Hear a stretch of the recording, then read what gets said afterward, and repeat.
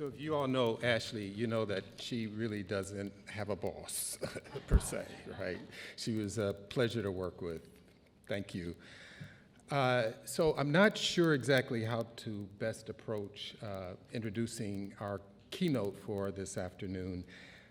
He's dedicated over 4 decades to changing lives and leading community change, not only in Boston, but all across the country. So we are very, very fortunate to have Mr. Richard Walker III as our keynote. And so I will just give you some highlights of his accomplishments and career.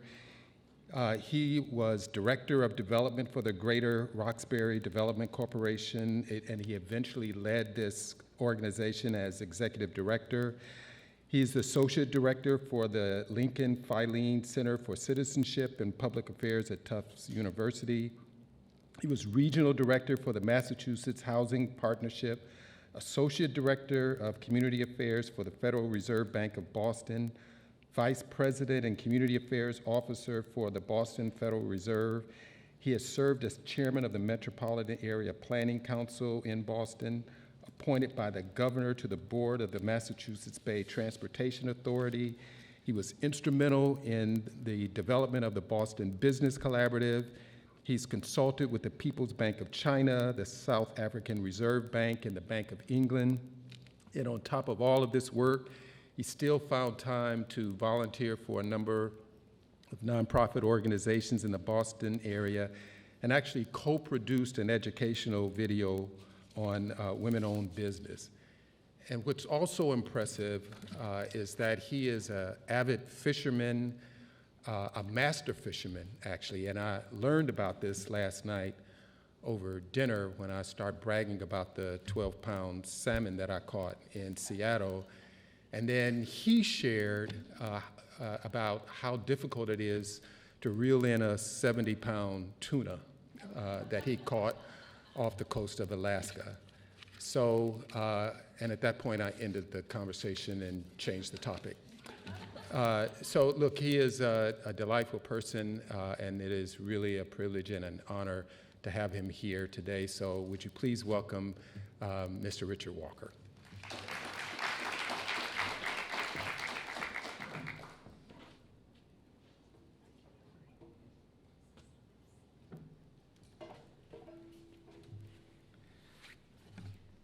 Thank you, Emery. The check's in the mail.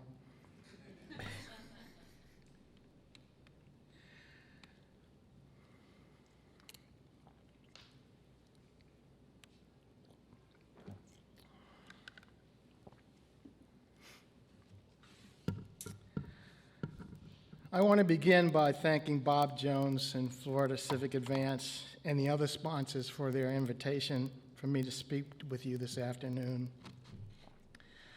I've been asked to talk about the Working Cities Challenge, a project I've been running for almost 10 years.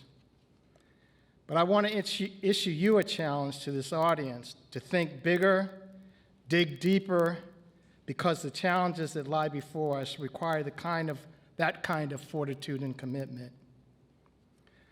Over the past 35 years, my work has been at the nexus of citizen participation and community development. For 6 of those years, it was under the direction of Dr. Stuart Langton, where I was Associate Director at the Filene Center for Citizenship and Public Affairs at Tufts University. Dr. Langton, or Stu as many of us call him, remains my very good friend and fishing buddy and mentor, someone many of you know well. At the Filene Center, I had the opportunity to work on several cross-sector collaborations and help run a national citizen participation conference. Prior to the Filene Center, I had ran a community development corporation in Boston in a low-income community, building affordable housing, commercial real estate development, and small business investment. For the last 27 years of my professional career, until I retired in 2016, I spent running the Community Development Department at the Federal Reserve Bank of Boston, where the Working Cities Challenge began. And it would be a good idea if I put on my glasses. The Working Cities Challenge started as a challenge to me from Eric Rosengren, the president of the Boston Fed at the time, in a private meeting he and I had. He challenged me to create a more direct involvement of the resources of the Fed to assist the low and moderate income residents of the 6-state New England Fed district. He said, let's take some chances. If we fail, we can go work for the private sector and make 3 or 4 times what we're making here. I didn't share with him that I didn't think my opportunities were as great as his, but then I didn't intend to fail either. I was excited and thrilled to have his support to take on our work in a whole different direction. I'd already had a topic in mind that I'd been discussing and working on with several of the community development officers in the Federal Reserve System. And that topic was on the plight of a group of smaller industrial cities whose size, roughly 50 to 250,000 people, seemed to have left their economic plight invisible to federal and foundation resources, particularly in the Northeast and the Midwest and the northern tier of the South. We wanted to figure out how we could get funding resources, public, private, and foundations, to address the plight of these smaller industrial cities. Together, these cities represented a significant economic lag on the economies of a number of states, and their issues needed to be addressed. Our research department committed to undertake a study which compared our target city of Springfield, Mass., with similarly situated cities based on a set of metrics that included indicators like population levels, levels of education, educational attainment, family incomes, poverty levels, and it looked back to 1960 to the present to be able to see what the trends were over time. And what we found was that in 1960, Springfield was at or near the top of those peer cities, and by 2008, they were at the bottom in almost all of the metrics. None of the smaller cities were doing terrific, but there were a small number who were doing decent, including Winston-Salem and Greensboro, North Carolina, Grand Rapids, Michigan, New Haven, Connecticut, and Jersey City, New Jersey. But we were in a recession or coming out of a recession at that time. Along with the findings, we also made several recommendations, including forming a cross-sector leadership group to go visit some of these cities to see what we might learn. That recommendation was welcomed by a group of cross-sector leaders in Springfield that included the head of the United Way, the NAACP, the Farm Workers Union, Mass Mutual Insurance, and the largest healthcare provider in Western Massachusetts. We, including our president, also briefed the mayor on the findings and recommendations, but he took the recommendations as a criticism of his leadership, and I'll come back to this point later. We took a cross-sector group of leaders from Springfield, along with President Rosengren, to Winston-Salem and Greensboro. Winston-Salem was inspirational. Their leadership effort was led by a community foundation and the Chamber of Commerce. Every leader that we spoke to could recite almost word for word their long-term vision and goals for their city, how they were going to achieve them, and what their organization's role and responsibility was for carrying out those goals, and their own personal responsibility to do the same. We met with the mayor, the police chief, head of the newly completed Performance and Fine Arts Center, a local African-American pastor, among others. Our last interview of the day was with the head of a local community development corporation, who was an African-American woman from Springfield, Massachusetts. I thought to myself, if anyone was going to share a different perspective, it would be her. But she repeated, again, almost word for word, what the others had said in the previous meeting. It was as if, President Rosengren said, they sounded just like the Stepford wives. Well, and I said, well, they're surely drinking from the same pitcher of Kool-Aid. I have visited a lot of small cities in my time at the Fed as a result of this project and several others. And I have to say that Winston-Salem was the most civically healthy community I have ever visited. I point this out because the trip serves several purposes in the future design of working cities. First, it solidified the commitment of President Rosengren to the project. And second, it underlined the importance of cross-sector leadership as a part of the criterion we would include in our working cities model.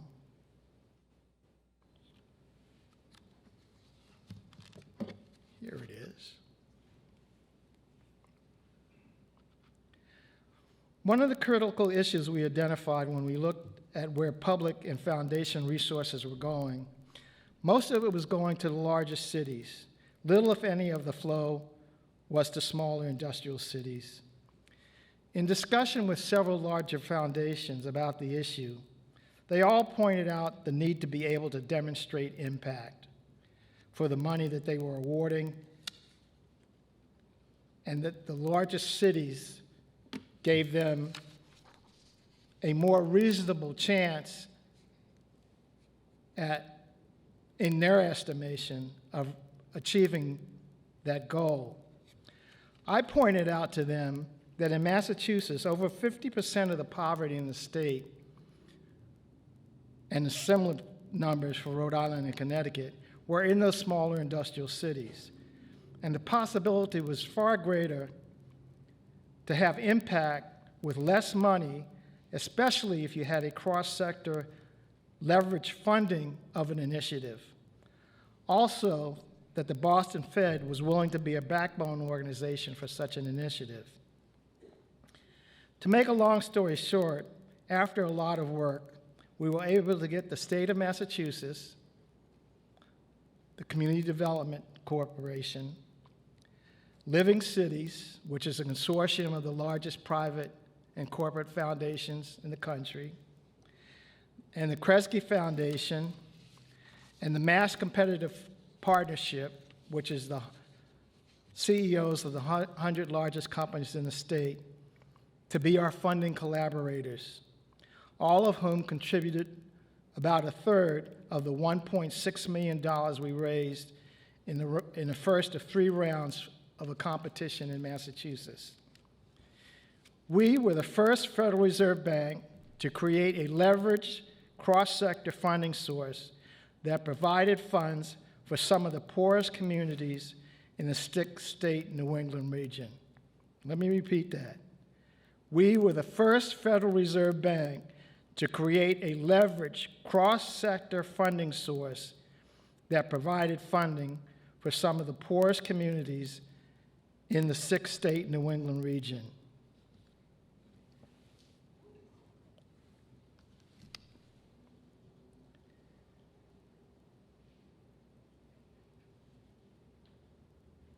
Initially, working cities started out as working cities and pivoted over time to the working communities as the competitions moved from the formerly industrial southern tier of New England to the rural northern tier. Why a competition? Our sense from our initial response that we got from the mayor of Springfield was that we needed to create a reason to be invited into the communities. Our ability to leverage the additional resources and bring them to the table was one reason. Running a funding competition was another. And also the competition fostered a sense of team cohesion and loyalty.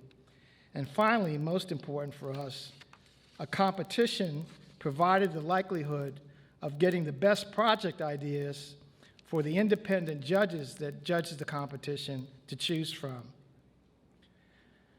The competition was designed to fund cross-sector leadership teams with ambitious goals to advance strong economies and healthy communities. Core elements I have mentioned include cross-sector collaboration, community engagement, data collection, analysis and learning, systems change, and racial equity. It was very important to us in our design that team goals and strategies be chosen locally based on need and opportunity. For example, workforce development, poverty reduction, housing, small business creation, economic outcomes for new Americans and indigenous populations. The grants were for 4 years. Winning teams received grants of $400,000 to $500,000 provided by our external partners. Success and interest over the region has resulted in working cities becoming working places, expanding to 6 rounds in 5 out of the 6 states in the region, reaching 30 communities.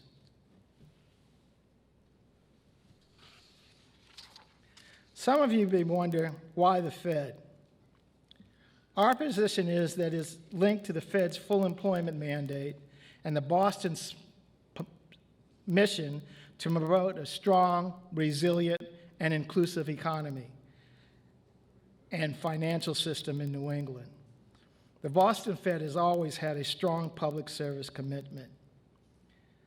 As I mentioned earlier, our efforts were grounded in research conducted by economists Yolanda Kajitsky and Ana Patricia Munoz in 2009, with a contribution of yours truly. One of our critical early decisions involved who would be the physical agent locally. We decided that it had to be a nonprofit organization, acceptable and supported by all the local parties at the table. We wanted, wherever possible, to meet the people where they were.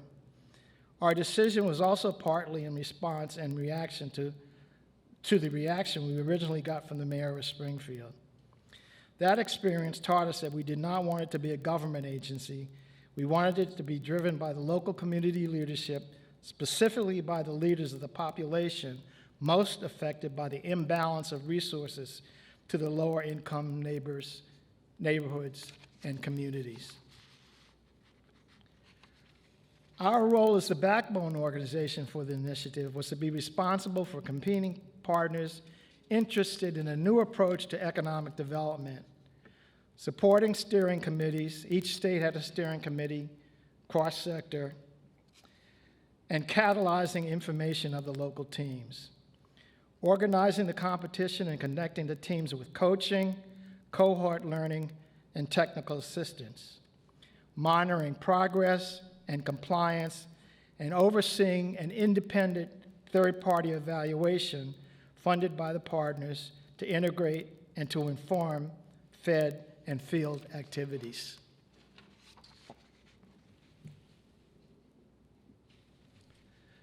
What does it look like in a community? Lawrence, heavily formerly industrial city with over 50% Hispanic population, primarily Dominican. The school system had been taken over by the state and a state-appointed master because of performance problems, and it also had a substantially unemployed population. The goal the community chose was to raise the income of the parents of the Lawrence school children by 15% by connecting them with job training and services. How? Through job training and placement, through parent engagement, working with employers to create new paid training pipelines in key sectors, work with employers to change hiring practices. An example, the state-appointed master became a key leader in this effort. He agreed to let one of the community schools house a job referral and placement program which when parents brought their kids to register for school, there was also an employment resource made available to parents at that school. The results, 200 people secured jobs with 25% average wage increase. 500 received training or services. The former mayor, who was Dominican, becomes CEO of the Mass Development Corporation, the state economic development agency. Schools to commit to work on parent economic success and parent engagement. New funding comes to the school system to help diversify teaching aides and diversifying teaching staff, and it becomes a national model for school turnaround. The former Lawrence School System Master is now Secretary of Public Education for the state of Massachusetts. A new employer organization was created, Mass Hire Merrimack Valley, to advance a new citywide effort aimed at employers with low-wage workers. A new demand-driven retention skills training program was also developed for students and parents.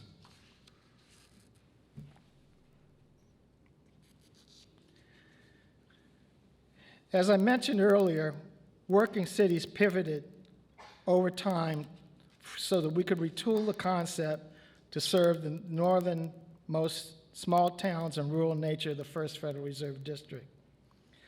The goal of the 14 communities selected, 8 in Vermont and 6 in Maine, are all tied to persistent economic challenges of a shrinking and aging labor force in northern New England. Among them, attraction and retention strategies to boost population and keep workers, housing for young workforce and entrepreneurs, employer strategies to reverse gaps between demand and supply, alignment of youth entrepreneurship and workforce development with key industries in the rural economy, for example, outdoor recreation, advanced manufacturing, and food systems. The Working Cities Challenge supports local teams working together to improve economic outcomes for all people in Vermont and Maine towns, cities, and rural communities. Successful teams will address economic growth and reduce inequality of opportunity tied to race, ethnicity, and other aspects of identity and background. Cross-sector teams of leaders, engagement of community members, economic inclusion, racial equity, and diversity across age, gender, and sexual orientation are important parts of the process and shared goals. Why? People who feel they belong thrive. Belonging promotes participation, and when people feel they belong, they're committed. We strive for system solutions, not programs to achieve goals. Learning and adaptation through research, data, and peer exchange. Connecting ideas, people, and markets within and across local economies and communities.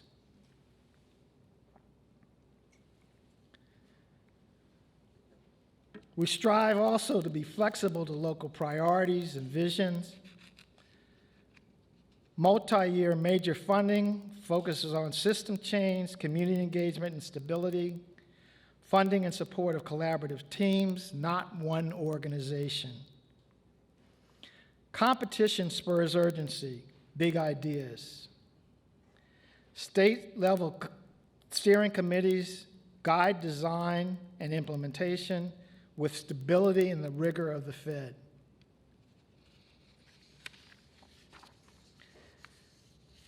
Data and learning orientation is a must-have if you're at the Federal Reserve Bank. And the shared leverage that we were able to create between state, foundation, and local business funding with other national intermediaries has been a godsend.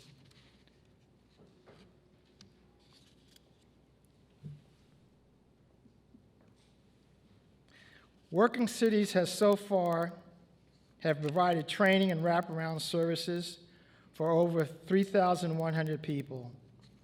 It's helped establish more than 100 child care businesses, including training and small business loans.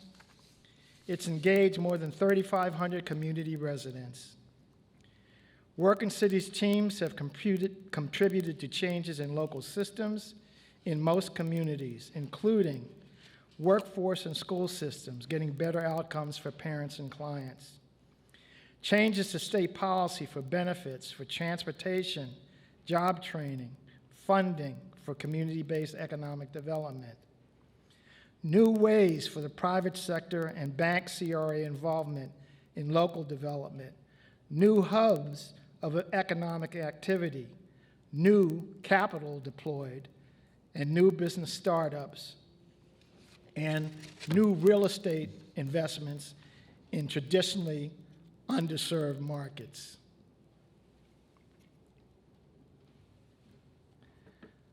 So what in sum has been our accomplishment? $18 million invested in working places grants across 6 rounds, none of it Federal Reserve funds. States have used $3.5 million in American Rescue Plan Act money to expand working places and new communities in Maine and Vermont, and 2 additional years for the 5 Connecticut teams. Strong follow-up investment in working places and aligned programs. Over $10 million invested in direct follow-up investment in 4 cities and from the initial $1.6 million pilot in round 1.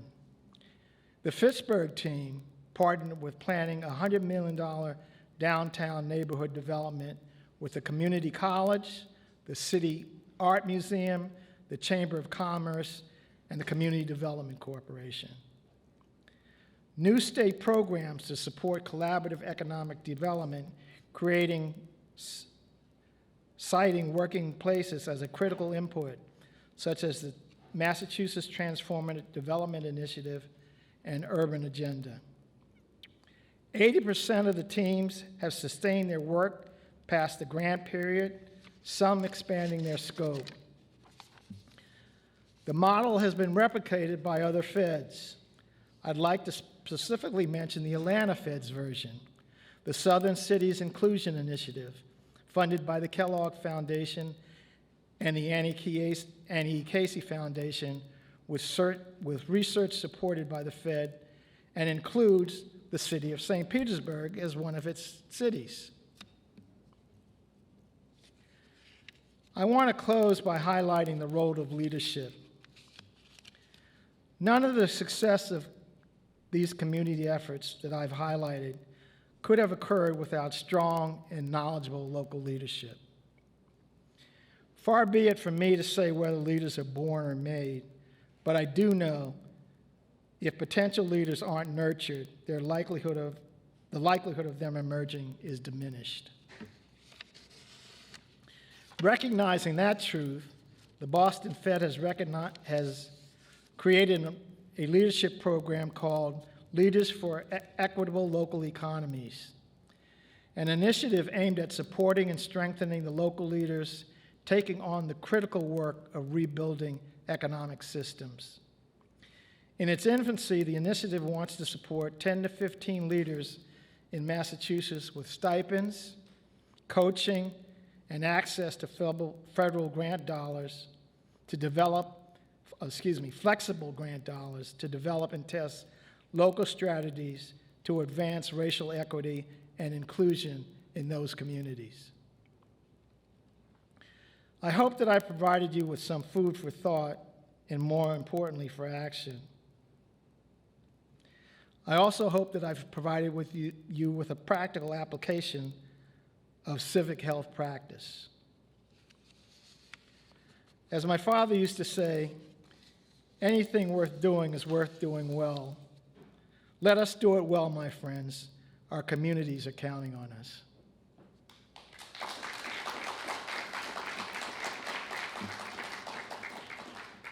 We have time for questions? Yep.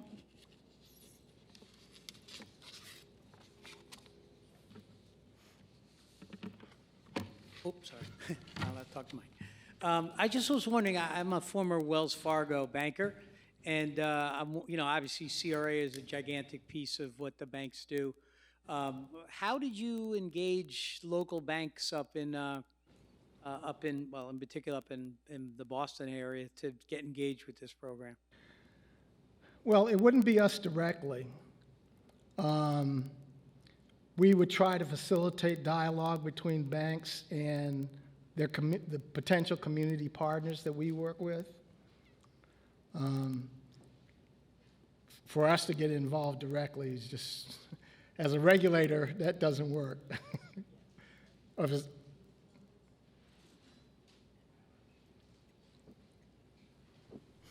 was wondering if you could talk about what you may have learned from the evaluations or the research related to it about effective strategies for collaboration in community development or just community development in general.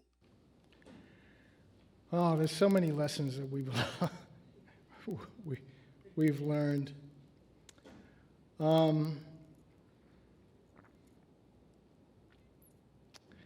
Well, the very first lesson we learned when we initially announced the program and we were doing community dialogues in each of the potential cities that were eligible, when we finished briefing them on what we were trying to do for them, they would ask, the first question they would ask is, how do we get to one proposal? Because you could only submit one submission.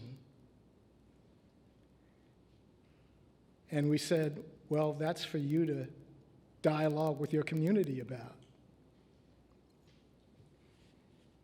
And despite that fact, in the first round of entries, a couple of cities submitted 2 proposals and therefore knocked themselves out of consideration. So that's one thing we learned.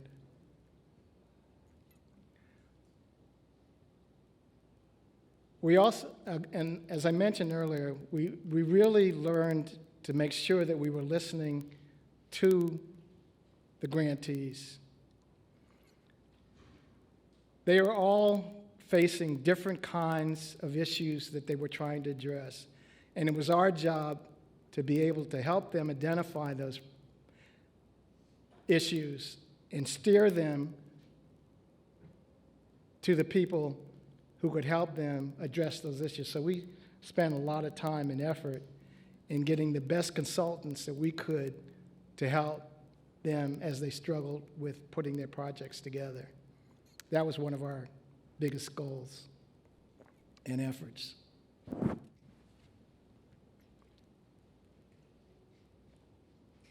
Thank you for this. I came from Western Mass. I know what you're talking about, and I'm curious about the perception that the Springfield mayor had that it was a criticism of his leadership, and how did you attend to that? Knowing the personality that you're referring to. Well, I think in the end, the leaders that we brought to Winston-Salem got to him and said, this is the way it's got to be. Because, we didn't have to do anything, but they did apply for the next round of funding and they won. So it's his peers. Yes.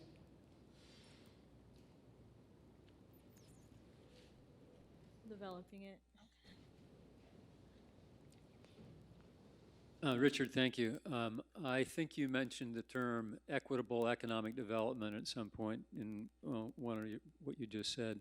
Can you talk a little bit more about how it is that you assured that the development was based on issues of equity?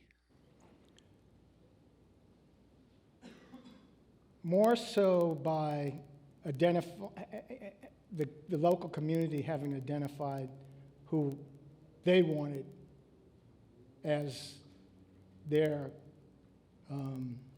what's the term, backbone agency locally. And it had to be, that agency and individual had to be chosen locally from amongst that peer group. That's why I mentioned leadership is such an important aspect. And the more that we can spend time, effort, and money bringing up these local leaders, it's really going to help improve the outcomes of many of the projects of the type that you and I and others are working on. There's a question back here. I was recently involved in an initiative sort of similar to this, and this is kind of a two-parter. Did at any point any of the leaders or the consultants on your team start to stray away from the initial mission of the initiative, and how did you deal with that? I'm fortunately not aware of any of our folks doing that. No, none of your initiatives, just something similar to this, not from the same funders or something like that, but I'm just curious. We ended up leaving our initiative that had similar goals because of certain leaders in nonprofits and then certain consultants just weren't seeing the power behind the community itself. And it was just two small voices competing against a table of org leaders who decided, because we were pushing that community aspect of it and the resident part, that we weren't fit for the work itself, so we ended up leaving. But I'm just curious, how do you combat those kind of challenges when we're just part of the initiative and not the actual people making the decisions behind it? The only thing somewhat like that is in Chelsea, a primarily Hispanic community. They started out with one idea that they thought they wanted to tackle, but then ended up reversing themselves to the initial focus was on the school system, but what they really found out that they needed to tackle was the fact that a lot of youth were involved in illegal activities. And so they partnered with the police department, youth services, and some other organizations and switched their goal. And they already had, and I can't remember the name of the organization, but an organization that was really doing great work in that community with that population, but they needed additional support, and this provided the opportunity to give them additional support to do the good work that they were doing. I have a question. So out of the core elements for these communities to be selected or eligible, I know every community is different, but which one, from your perspective or from all the applications that were looked at, which was heavily relied upon, or which one had more, what's the word, gravity, weight? Which one had the more weight? Was it systems change or equitable businesses or equitable economy? Which one kind of really dictated which community got allocated or got funding, if that makes sense? Well, it makes sense, but the problem is that we had nothing to do with who was chosen. The teams were chosen by an independent jury of cross-sector leaders and professionals.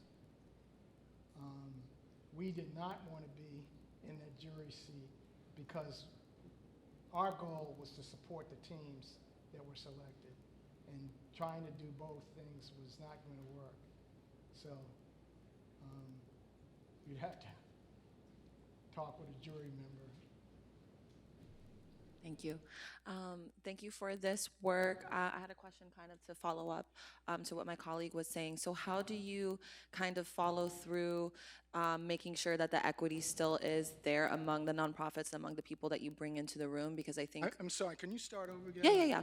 How do you make sure that the equity is really translated throughout the entire process? Because I think that's what we were trying to say, is that we've seen, you trust a consultant, you trust somebody to run the room, and to say that, there's less competition among the nonprofits, this is happening, that's happening, but sometimes when we're bigger entities, it's harder to really know what's going on the ground, all over. So how do you guys really make sure kind of the checks and balances to ensure that what they're reporting is real? I understand more your question now. We would meet regularly as a group, all the grantees from the area, and we would go through what were the challenges that you guys are facing. And we would work very hard either to get them additional consultants to work on those issues, or facilitate a discussion among their peers on how to deal with the issue. That's what we did.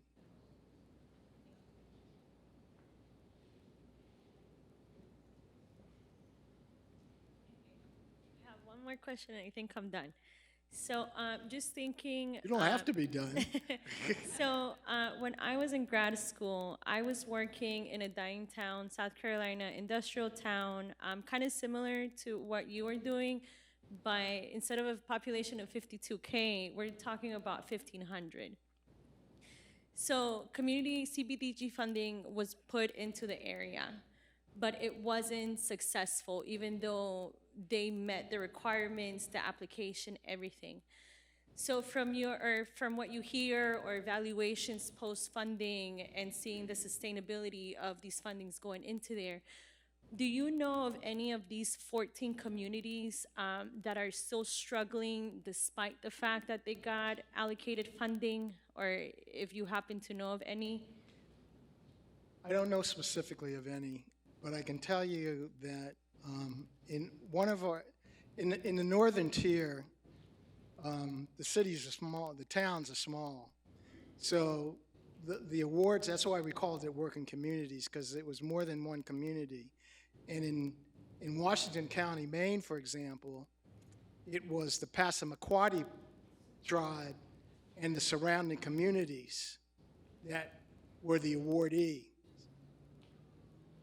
And that was the first time that the Passamaquoddy tribe had been asked to join in an effort with the surrounding towns, ever. And I'll tell you another thing about that situation. There was a history of the towns feeling that the Passamaquoddy tribe was getting most of the federal and state resources in the region. We set up an opportunity for them to do an analysis of the funding that was coming to the region, and it turned out that wasn't true. The towns were getting far more money than the tribal organization was getting. So that negated a whole history of information that was wrong, and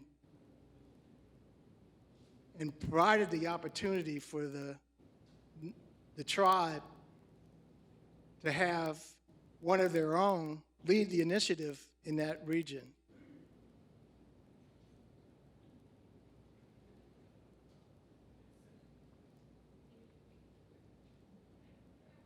Any other questions? And he's doing a good job, too.